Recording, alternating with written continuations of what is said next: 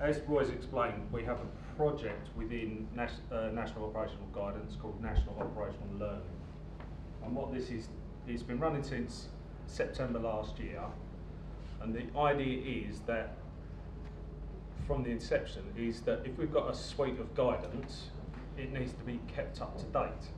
So one of the functions of the learning project is to set something up that when people use the guidance, we learn the lessons from that and we are able to keep the guidance up to date. But what's quickly become apparent is that the learning process, the operational learning process, has a lot more connotations for the service.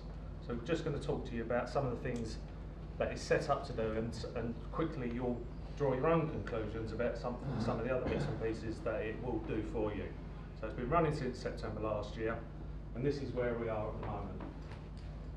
So we've started setting up this program. We've set up this program. It's been running for a while, and recently we were made aware of one of the outcomes of the coroner's report into the sad death of Stephen Hunt. And you can read there, one of the coroner's recommendations is that consideration should be given to being able to mobilise a national and consistent approach to sharing the learning so that it can be shown to be received, understood, actioned and embedded. So actually, the work that we've been doing recently hopefully will go some way to solving that particular issue. Quick show of hands, who carries out operational learning in their own service? Everybody does it. So but what we don't tend to do is share it well and consistently, and we don't share it in a timely fashion. Sometimes we don't share it in a timely fashion because there's a fear of sharing information. No one really wants to air their dirty laundry in public, and actually there's some legal process that might lead us to think that we don't want to share information in a timely fashion. The scope of what the project has been doing is we've had to design a sustainable process.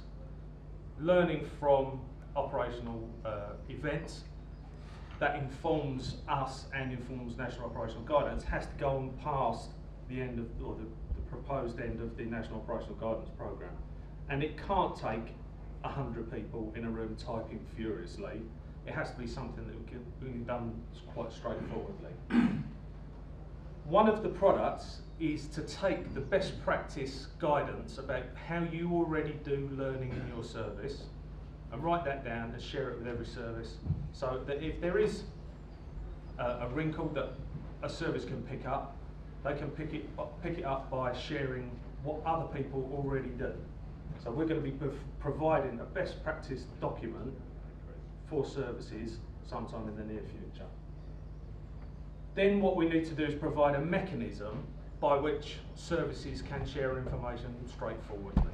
And I'll talk more about that in a minute. There's no point sharing information if you don't derive the lessons from it. So we are working on something that identifies the thing that went wrong, not what the person who may have gone wrong, but the thing that went wrong, and being able to understand the reasons for that thing happening. Equally, we also need to know about things that go really well, because sharing best practice is going to be one of the real benefits out of this project. And lastly, we need to be able to get you guys to share with us your learning. There's no point us having the most fantastic system in the world if you can't share information with us. And I think later on we'll explain the way in which we're going to process information, and hopefully you'll get the idea about why it should be straightforward to share. So, capturing operational learning. If you think about it, a group of us as fire and rescue services, we all capture learning about what we do. We do audits, we do health and safety events, and we work out in our own service what went wrong, what went well, what we didn't have something for, and we all did it 50 times. So what we're going to ask to happen is we're going to ask you to share some of that information in a structured way. Equally, there are other sources of information. Stuff, as Roy was speaking about earlier, there's a wealth of international experience fighting fires. In context of the British Fire Service, we might be able to learn lessons from what happens there. And when I was talking about in context, if you think about stuff we learned about American firefighting, their methods of construction are vastly different to ours, so some of the lessons don't translate straight across. Other sorts of information that we will need to bring in are academic research, stuff from the judiciary, stuff from the building industry, building research establishment, innovation in industry and technology. If we set up a line by which we can gather information and share it with the service, we're in a good place to be able to make sure that what we do operationally is as effective as possible. So we need to feed that into a piece of machinery. I won't go into the details of how we're proposing to do that, because some of it's still in discussion, and some of it we have scoped out some tender documentation for maybe a proprietary system whereby we can use a web-based application to bring in the information. That's all a bit technical, and I don't really understand some of the nuts and bolts of it, but you get my meaning. We need to have a piece of mechanism, information gets fed in, it gets processed, and then it gets presented to someone to make a decision about. So at the moment, we've got our existing CFOA structures. We've got our CFOA boards who look at various bits of our business and make decisions about what should happen next. Another example is the JESIP process, whereby I'm sure you're aware all services feed into the JESIP process. A group of people sit down and make decisions, and then they feed that information back out to multi-agency partners. What we need to have out of this, and what we're working to generate, is a decision-making piece that is able to make decisions in a timely fashion and brings together the best people to make decisions about the thing that we're talking about. We already have these structures in place. There are examples of how that should be done. And then once we've worked out what it is we need to do next, we need to tell people, and we're going to get various products out the bottom we figure. So for example, we're going to make changes to policy and procedure. You can imagine if a group of services start telling us about when they put national operational guidance into place, something doesn't quite work. That information will come back to national operational guidance through the decision-making process, and a change could be made. You already use a learning process to make changes in your own services. There could be changes to training and development. You'll hear later about training specifications, so that would be a lead route through there. I'm sure you're aware of the project to amalgamise or bring together the R&D process for the service. We think that this learning strand will provide really good intelligence to the R&D function about what could be an avenue for them to start looking at. Culture is a really big word, but if we start learning about how things happen and when we put certain practices in the right place and why they don't happen, we should be in a better place to understand what we need to do to change the way we view what we do, if that makes sense. So we're in a strong position, sharing information from all around the country to see some of the effects that what we're doing are having, and that should help us to consider the culture within which we do our job. And then the other box there, well, stuff like fire safety, the implications of fire engineering solutions, the stuff that comes in from the international experience, the stuff that comes in from the building industry. We're going to have a feed of information that can go out and inform those pieces of work. And obviously what we need to do is review, change and implement. That's the really important bit about this. If we don't review, change and implement, there's no point learning in the first place. And you'll see that line goes back to the UK FRS. What we imagine will happen is we'll have an open channel of communication with you, and we'll share information about the products that are generated. But equally, we'll have an open channel of communication with the other sources of information that feed into us. Okay, so that's all very well. I hear you saying. How are we going to do it? So we talked about these two channels of information. What we intend to give to you is a best practice guidance document that captures how you all do learning and sets out the best practice from that, and also a kind of how you do it guide to sharing information. We think, at the moment, until you tell us differently, that if we use a single point of contact within each service, that would be a really good way of having someone to feed information into us. We know it already works for Joel, and it's the sort of approach that we're going to take. It says there a risk assessment, and what that means is you've discovered something in your own service, you're going to do something about it, you're going to have a think about how you, whether it's relevant to the rest of the country, and whether you and how you can share that information. So a risk assessment or a set of criteria is perhaps a more applicable term. And what we're going to do is ask you to complete a short survey, really straightforward as we can make it, about the things that you do as services all the time to deliver your service. It's not going to be complicated, it's not going to be technical, it's going to be a short survey that answers a few questions about the hazards that you were dealing with at a particular incident and the control measures that you put in place to deal with those. When we're talking about the other part of the fire industry, so the other sectors, we're going to get someone to do exactly the same job for them, to provide the information in the way that I've just described. But what we will have to do is to find someone to gather that information on our behalf. There are various discussions going on at the moment about how that could happen. But you can imagine someone, you know, in your own services, probably you've got someone that looks at the press stuff going on in your area and tells you the things that come out and relate to the fire service.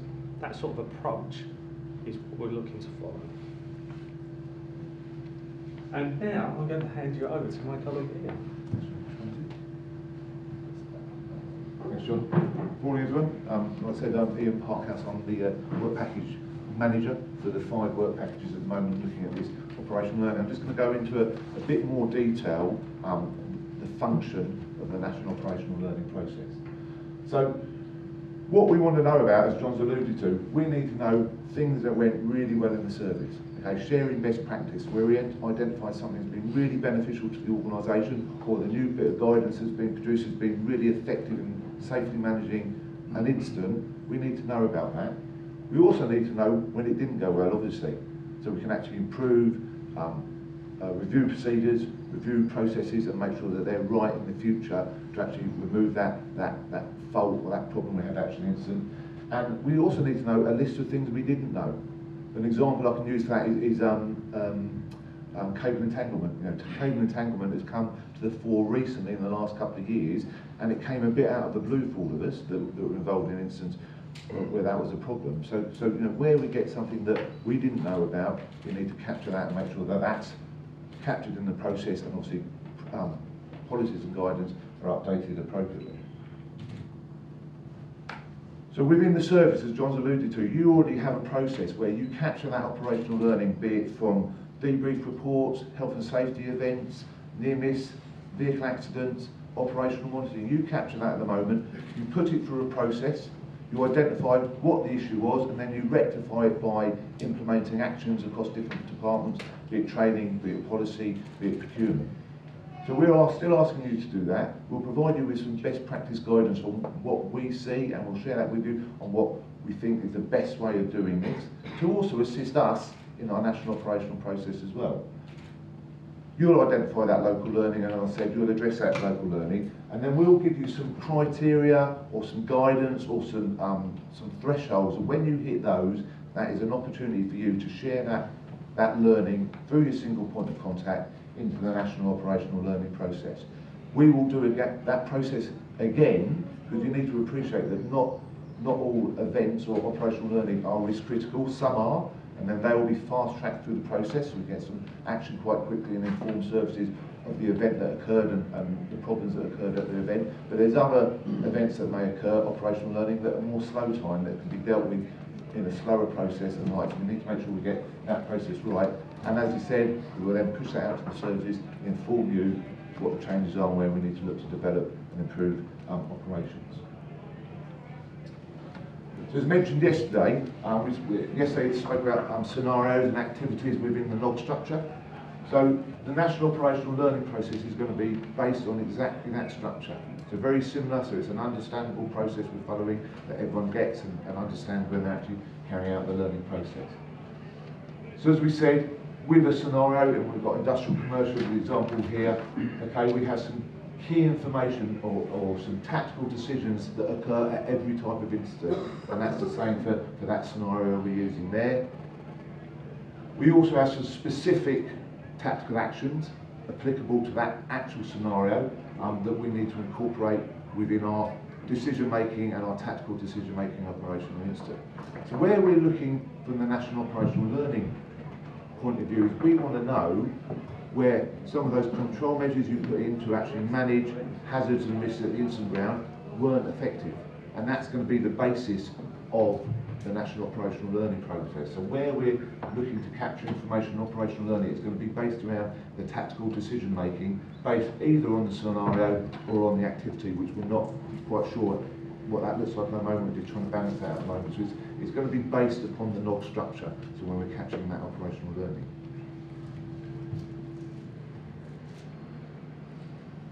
Okay, so we're really keen, we don't want this process to be an onerous process. We spoke about having a single point of contact. What we don't want is them to be sat in front of the computer for an hour trying to complete a survey to capture some national operational learning to feed into the process. So we need to make it a non-onerous process, so nice and quick, a short survey. Okay, so we capture that information applicably. It's going to be easy to find, so we're looking to host it on a web-based platform. Joel at the moment, the Jessup learning tool is based on Resilience Direct. That's an option we're considering, but there are other options out there. So we're looking for it to be on a web-based platform, easy to find. As I said, not non-onerous, supported by the NOG team as well. So if you've got problems as well, you can actually get some support on filling out the process. And we're asking about common information related to an operational incident. You don't need to be a scientist to complete the survey. It's going to be basic stuff that we know we do on a daily basis and we capture on a daily basis. When we talk about the survey, because it's based on the NOG structure, it is going to be pre-populated, and we're going to have some generic questions about some of those tactical decisions based on the scenarios and the activities. There's going to be an opportunity for a bit of free text as well, because actually we do recognise that there's not always going to be the opportunity to identify what happens. So there's going to be an opportunity to put in some free text or some additional text. As I said, it's based on the NOG framework, so hopefully we've all got an understanding of that, and the National Operational Learning process follows that structure and that framework. And the most important bit for us is some of the processes or the systems we're looking at the moment, it gives us a pictorial view of what went wrong. So we're going to have an opportunity to overlay incident types or scenario types across the country on top of each other, then look at the common hazards or the common control measures that were either not effective, not used, or worked really well. So it gives us a really good pictorial view of these operational incidents, and it's really easy to analyse and actually identify what actions we need to do in the future to rectify any problems.